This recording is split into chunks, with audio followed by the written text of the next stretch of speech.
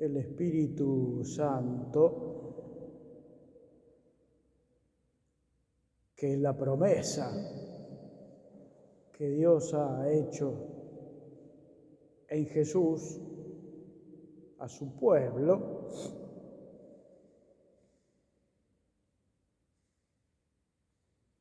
va a ser el alma de la Iglesia.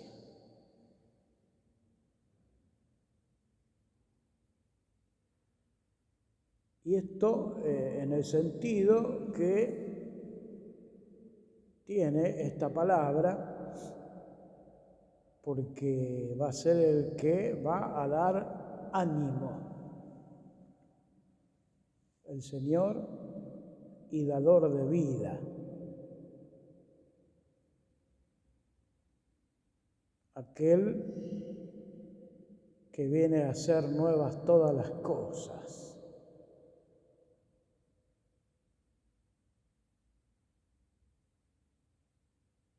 Aquel que decimos en la oración,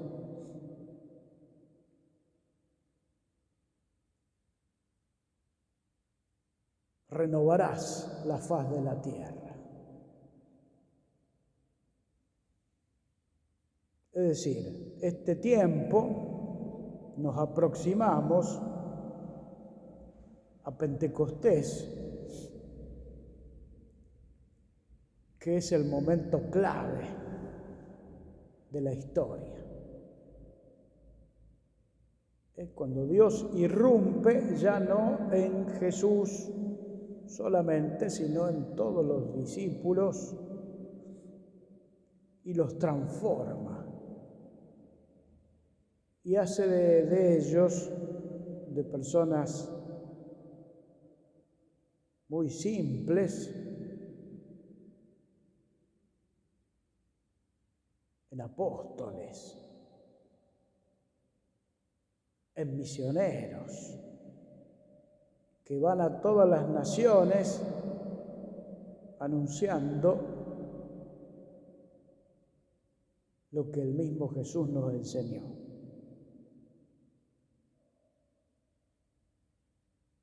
Y estos misioneros, como vemos a Pablo allí en Corinto, la primera lectura,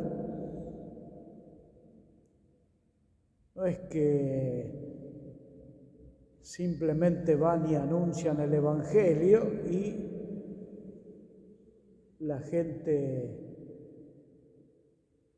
reacciona ante el que trae con el Espíritu Santo la buena noticia, sino que muchas veces van a sufrir todo tipo de humillaciones, de persecuciones y de contratiempos. Sin embargo, como tienen el Espíritu Santo, ya no se callan y no pueden hacerlo. Pablo llega a exclamar, como decíamos ayer, ay de mí si no anunciara el Evangelio.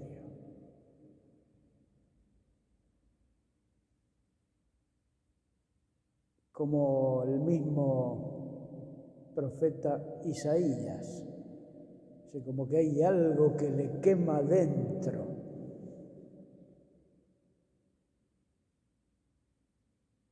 Y son entonces instrumentos de Dios.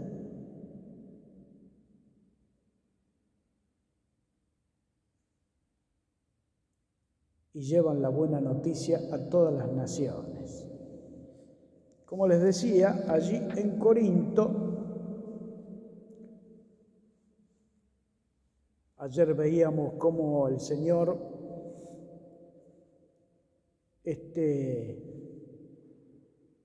defiende a Pablo de este pueblo difícil, de este pueblo que insulta incluso a Pablo. Y finalmente le dice en una visión, no temas, sigue predicando, y no te calles. Yo estoy contigo. Nadie pondrá la mano sobre ti para dañarte, porque en esta ciudad hay un pueblo numeroso que me está reservado. Pablo se radicó allí 1 año y medio enseñando la palabra de Dios. Allí parece que uno de los que se convierte a la palabra de Dios y se hace bautizar es el mismo que dirigía la sinagoga, que presidía la comunidad allí, se convierte. Se llamaba Sóstenes. Y dice el texto: los judíos se confabularon contra Pablo y lo condujeron ante el tribunal, diciendo: este hombre induce a la gente a que adore a Dios de una manera contraria a la ley. Y aquel que era el juez, llamado Galión, dice: tratándose de discusiones sobre palabras y nombres y sobre la ley judía, el asunto les concierne a ustedes. Yo no quiero ser juez en estas cosas. Y los hizo salir del tribunal.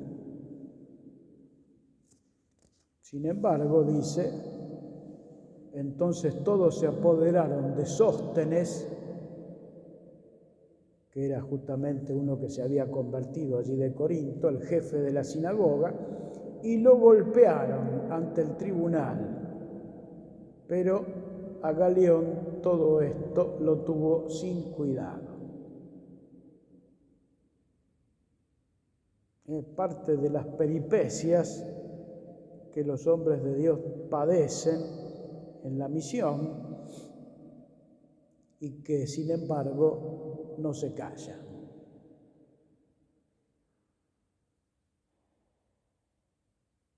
No se puede callar lo que se lleva adentro y como que les quema.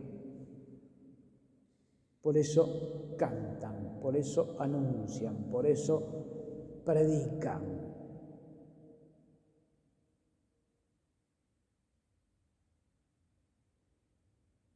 Quería decir una palabra acerca de el santo que celebramos hoy en la iglesia,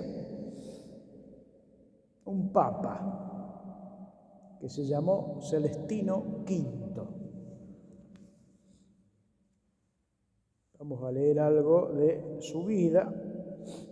El texto aquí es muy cortito. Dice lo siguiente: nació en el año 1215. A los 20 años quiso hacer vida eremítica, así llegó a Castelsangro, donde vivió 3 años, partiendo luego hacia Roma, donde se ordenó sacerdote. La fama de su santidad hizo que muchos permanecieran con él como discípulos. Así nació la orden de los celestinos. Después de ser consagrado obispo, fue coronado papa el 29 de agosto de 1294. Era un hombre sencillo, vivía en el plano de lo sobrenatural. Tuvo dificultades en el ejercicio de su cargo, por lo cual renunció, sucediéndole en el cargo Bonifacio VIII. Su pontificado había durado menos de 4 meses. El resto de sus días transcurrió cerca de Agnani, dedicado a la oración la penitencia y la contemplación. Murió el 19 de mayo de 1296. Este monje era un hombre con fama de santidad. Acudían a él a verlo de distintos lugares y por eso era conocido de alguna manera por la iglesia y por eso lo sacan de su retiro, su vida eremítica y lo nombran papa, justamente porque había muerto el papa anterior. Hacía más de 2 años, casi 3 años, que no se ponían de acuerdo para nombrar al nuevo papa. Había 2 familias tradicionales de Italia que se disputaban ese pontificado, y entonces decidieron nombrar a este monje. Lo tuvieron que ordenar obispo y hacer papa. Claro, pero era un monje que vivía aislado de todo, tenía que conducir la iglesia y en esos tiempos era muy difícil, como lo sería ahora también, ¿no? No pudo más. Al poquito tiempo pidió volver a ser un monje más. Entonces Celestino V renuncia y es elegido Bonifacio VIII, justamente de una de esas 2 familias que peleaban por el pontificado. Y Bonifacio VIII era un hombre terrible, lamentable que haya sido papa en la historia de la Iglesia. ¿Qué hizo Bonifacio VIII?